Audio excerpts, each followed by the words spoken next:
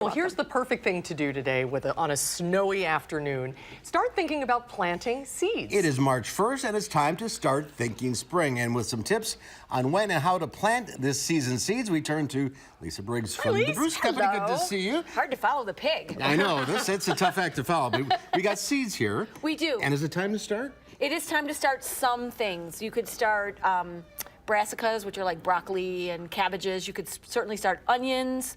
You could start those really hot peppers that need the time to accumulate heat. You can start perennial flowers and some annuals you can start. How do you do it?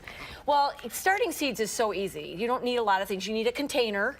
We've got a tray here with, these are inserts, and you get inserts of different sizes. You need not regular potting soil, but seed starting mix. And you need some really gentle fertilizer and time and sunshine. And that's about it. And if you don't have sunshine?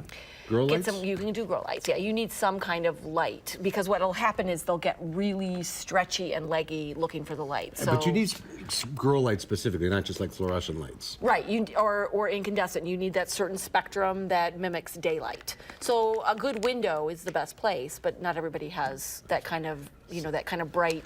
And you need to label them because they all look the same. We were talking about that before. Until they get their true leaves, they look very similar. We started these about 2 weeks ago, and I was hoping that they'd look a little more interesting today. They're getting there. They're getting there. Are there some things you can't start early? There are things like, there are things that you should not start inside at all. Beans, pumpkins, squashes, they don't like being transplanted. Lettuce, carrots, a lot of the root crops. There are also things that you can start inside and then plant outside as well.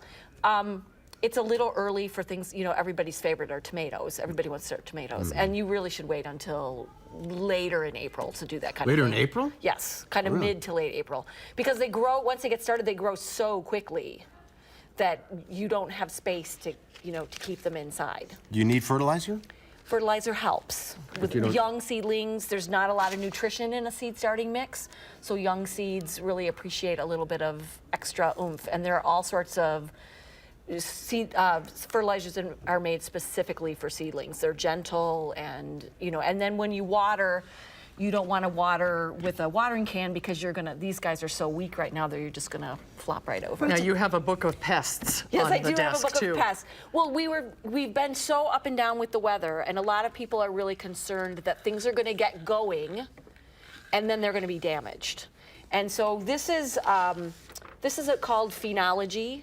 So it's the study of how weather affects plants and animal development, not phrenology, that's bumps on your head, but, and so certain plants require an amount of accumulated heat to get to certain developmental stages.